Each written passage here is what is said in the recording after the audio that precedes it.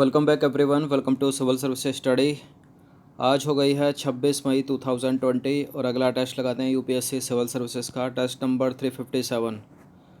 चलिए स्टार्ट करते हैं। इस टेस्ट में फोकस करने वाले हैं दैनिक करंट अफेयर्स के प्रश्नों पर।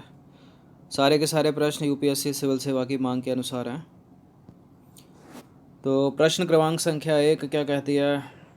भारतीय प्रतिस्पर्धा आयोग के संदर्भ में कौन सा सही है? भारतीय प्रतिस्पर्धा आयोग न्यूज़ में था अभी। देखिए, भारतीय प्रतिस्पर्धा आयोग की स्थापना प्रतिस्पर्धा अधिनियम 2002 के तहत की गई। इस आयोग में एक तो अध्यक्ष होता है और 6 इसके सदस्य होते हैं, यानी टोटल कितने मेंबर हो गए? 7 बंदे हो गए। उपभोक्ताओं के हितों की सुरक्षा करना और व्यापार की स्वतंत्रता सुनिश्चित करना इस आयोग के लक्ष्य हैं। देखिए, तीसरा तो सही है, पहला भी सही है, दूसरा वाला भी सही है, तो सारे के सारे सही हैं। इसका आंसर हो जाएगा डी, उपरोक्त सभी। तो देखिए, मुद्दा क्या है? हाल ही में दिल्ली हाई कोर्ट ने प्रतिस्पर्धा आयोग के आदेश को चुनौती देने वाली मोनसेंटो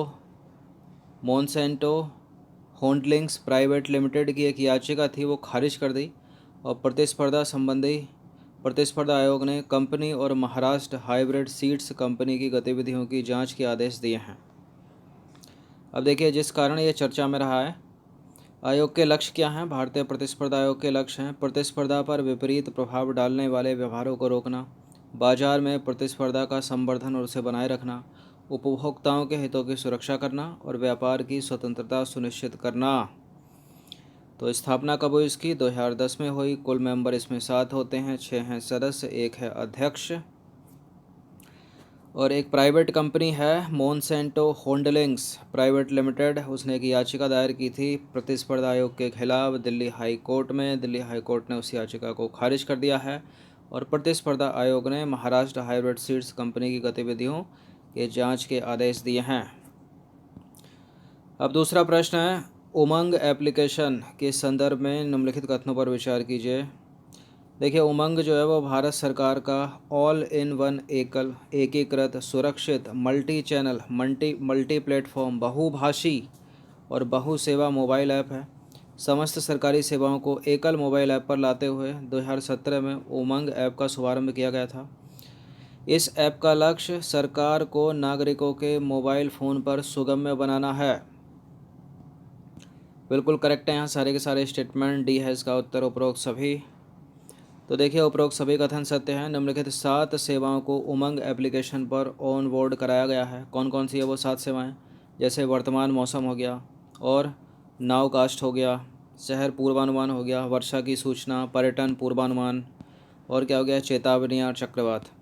अब चलिए एक एक करके देखते हैं सबको। जैसे वर्तमान पूर्वानुमान में दिन में 8 बार वर्तमान तापमान, आर्द्रता, हवा की गति और 150 शहरों के लिए दिशा को अपडेट किया जाता है इस ऐप पर। नाउकास्ट में आईएमडी के राज्य मौसम विज्ञान केंद्रों द्वारा भारत के लगभग 800 स्टेशनों और जिलों के लिए स्थानीय मौसम संबंधी घटना और उनकी गहनता की 3 घंटे पर चेतावनी दी जाती है इस ऐप पर। और क्या है? शहर पूर्वानुमान में भारत के लगभग 450 शहरों के पिछले 24 घंटे और 7 दिनों के मौसम की हालत का पूर्वानुमान दिया जाता है।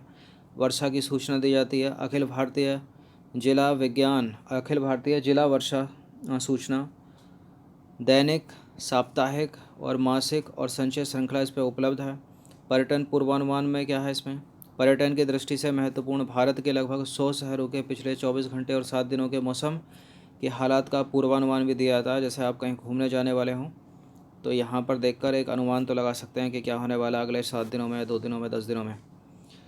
अब देखिए, चेतावनी देता है ये, नागरिकों को आसन्न खतरनाक मौसम की चेतावनी देने के लिए अलर्ट जारी करता है। और ये अलर्ट कलर कोड में होते हैं, जैसे रेड कलर, ऑरेंज कलर और येलो कलर, जिनमें रेड जो है सबसे ज़्यादा गंभीर श्रेणी है। और सभी जिलों के लिए अगले 5 दिनों के लिए दिन में 2 बार जारी किए जाते हैं ये। चक्रवात देखा जाए तो चक्रवात संबंधी चेतावनियाँ और अलर्ट चक्रवाती तूफान का मार्ग और तट पार करने का संभावित समय और स्थान उपलब्ध कराता है। और प्रभाव आधारित चेतावनियाँ जिला स्तर पर, क्षेत्र स्तर पर की जाती हैं, ताकि इस असुरक्षित स्थानों से लोगों को सुरक्षित स्थानों पर भिजवाने की उपयुक्त तैयारियाँ इसमें की जा सकें।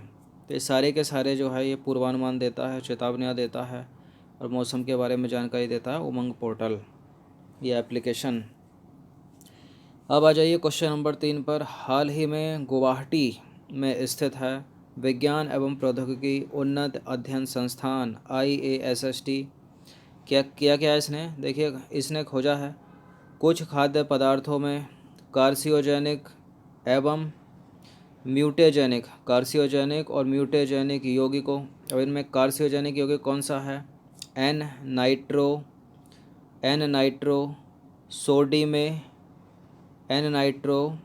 सोडी में थिलामाइन, और जो म्यूटेजेनिक है उसका नाम है एन नाइट्रो सोडीथेनोलामाइन। तो ध्यान से सुन लीजिएगा एक बार और। कुछ खाद्य पदार्थों में दो यौगिक कार्सिनोजेनिक और म्यूटेजेनिक यौगिक खोजे हैं जो हैं एन नाइट्रो सोडीमेथिलामाइन और एन नाइट्रो सोडीथेनोलामाइन। का पता लगाने के लिए इसने एक इलेक्ट्रोकेमिकल सेंसिंग प्लेटफॉर्म का विकास किया है। शरीर में DNA में परिवर्तन करके शरीर को नुकसान पहुंचाने वाले ये यौगिक कौन से? ये वाले एन नाइट्रो सोडीमेथिलामाइन और एन नाइट्रो सोडीथेनोलामाइन किन खाद्य पदार्थों में पाए जाते हैं, बताइए किन खाद्य पदार्थों में पाए जाते हैं? टमाटर, ब्रोकली या पत्ता गोभी? सूअर और चमगादड़ के मांस में, क्योर्ड मीट, बेकन, पनीर या फिर कम वसा वाले दूध में, किस में पाया जाता है? सब में। देखिए टमाटर, ब्रोकली, पत्ता गोभी में नहीं पाए जाते ये, सूअर और चमगादड़ के मांस में नहीं पाए जाते, ये पाए जाते हैं कम वसा वाले दूध में या पनीर में या बेकन या फिर क्योर्ड मीट में। इन सभी में इसका आंसर है ऑप्शन नंबर बी। तो वैज्ञानिकों ने बताया है कि शहरों में रहने वाले भारतीयों की बदलती भोजन शैली के कारण उन पर क्योर्ड मीट, बेकन, कुछ पनीर एवं कम वसा वाले सूखे दूध और मछली जैसे खाद्य पदार्थों में नाइट्रोसैमीन परिवार से संबंधित हानिकारक रसायनों का खतरा मंडराने लगा है। ऐसे रसायनों में NDMA और NDEA जैसे कार्सियोजेनिक शामिल होते हैं। इनकी बात हो रही है, एन नाइट्रो सोडीमेथिलामाइन और एन नाइट्रो सोडीथेनोलामाइन। तो देखिए जो हमारे DNA की रासायनिक संरचना को भी बदल सकते हैं, इसलिए उनका पता लगाने के लिए अनुसंधान तकनीकों का विकास किया जाना महत्वपूर्ण है। आपको याद रखने हैं वो दो नाम और कहाँ पाए जाते हैं उसमें।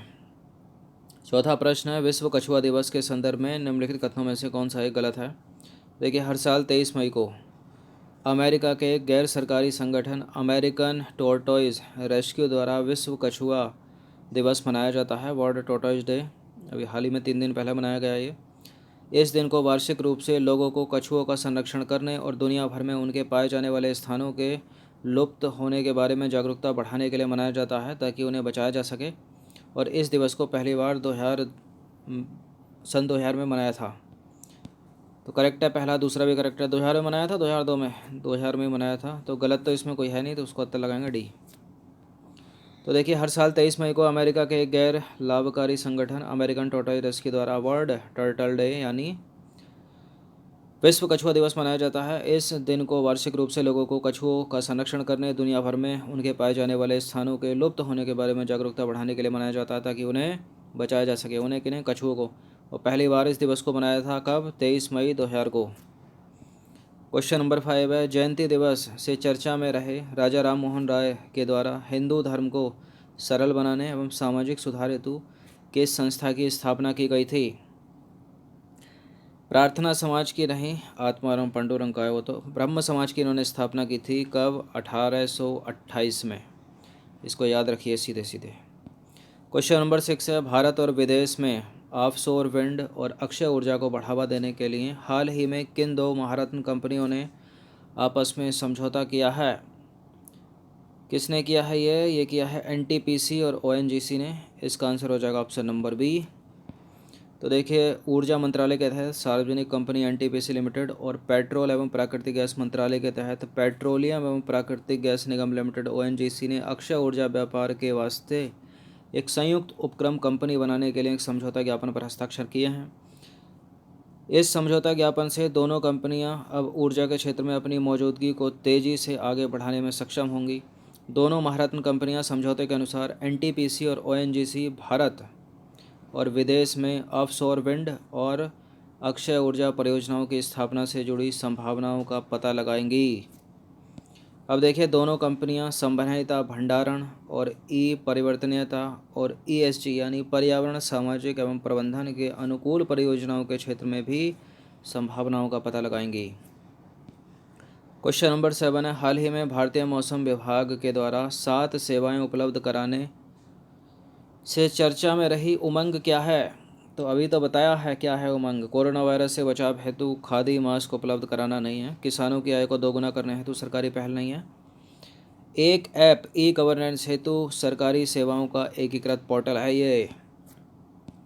क्वेश्चन नंबर 8 है, हाल ही में कार्य की समीक्षा से चर्चा में रहे प्रधानमंत्री ऊर्जा गंगा क्या है?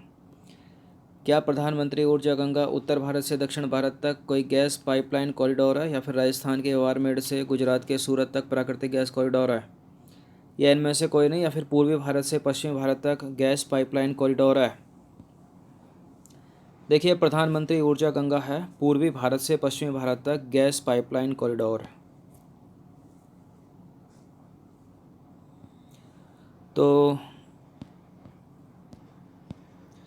तो देखिए, केंद्रीय पेट्रोलियम और प्राकृतिक गैस और इस्पात मंत्री धर्मेंद्र प्रधान ने लगभग 8,000 करोड़ रुपए की पाइपलाइन परियोजना की समीक्षा की है। तेल और गैस कंपनियों की उपरोक्त परियोजनाएं कार्यान्वयन के विभिन्न चरणों में है।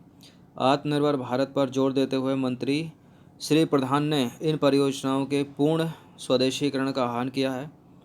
और प्रधानमंत्री ऊर्जा गंगा पाइपलाइन का कार्य जो है लॉकडाउन के बाद से तेज़ी से चल रहा है। यह जो पाइपलाइन है पूर्वी भारत को central natural gas pipeline corridor के माध्यम से पश्चिम के साथ जोड़ेगी और इससे देश में गैस आधारित अर्थव्यवस्था को बढ़ावा मिलेगा।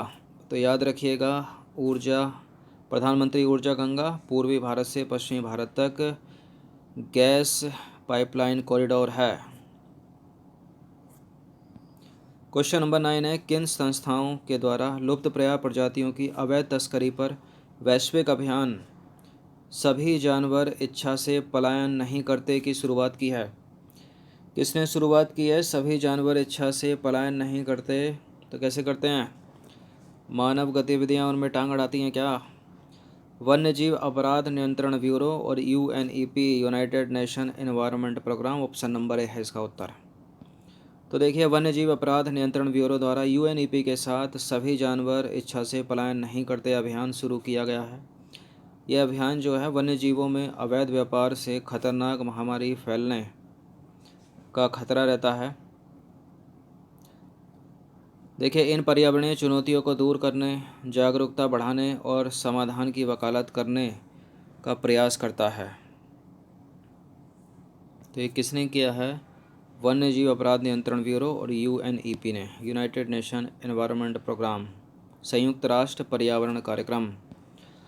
10वां प्रश्न है, हाल ही में किस देश ने मुक्त आकाश संधि मतलब ओपन स्काई ट्रीटी से बाहर निकलने की घोषणा की है? ये तो सभी को पता होगा ना। तो अमेरिका है इसका उत्तर। और कल इस पर पूरी तरह से चर्चा की गई है, तो एक्सप्लेनेशन की आवश्यकता है नहीं। जिन विद्यार्थियों ने नहीं पढ़ा उनको भी याद हो गया। तो अमेरिका ने ओपन स्काई ट्रीटी से बाहर निकलने की घोषणा की है। अमेरिका का कहना है कि जो रूस है वो अपना कार्य ठीक तरह से नहीं कर रहा है, अपनी जिम्मेदारी नहीं निभा रहा है, इसलिए निकल रहा है अमेरिका। क्वेश्चन नंबर 11 है, हाल ही में किसे वर्ष 2021-22 के लिए विश्व स्वास्थ्य संगठन के कार्यकारी बोर्ड के अध्यक्ष के रूप में नियुक्त किया गया है? किसको नियुक्त किया गया है ये भी सभी को पता होगा। इसका उत्तर हर्ष थापा नेपाल के नहीं हैं, यशोवर्धन श्रीलंका के नहीं हैं, डॉक्टर हर्षवर्धन भारत के।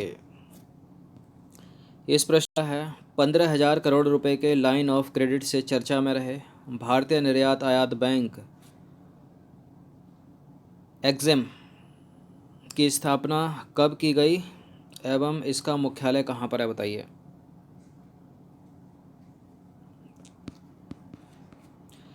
देखिए, इसकी स्थापना की गई मुंबई में और कब की गई? 1982 में। तो इसका आंसर हो जाएगा ऑप्शन नंबर ए, सीधे सीधे याद रखिएगा इसको। 15,000 करोड़ रुपए के लाइन ऑफ क्रेडिट से चर्चा में रहे भारतीय निर्यात आयात बैंक की स्थापना जो की गई है वो 1982 में और मुख्यालय है इसका मुंबई में।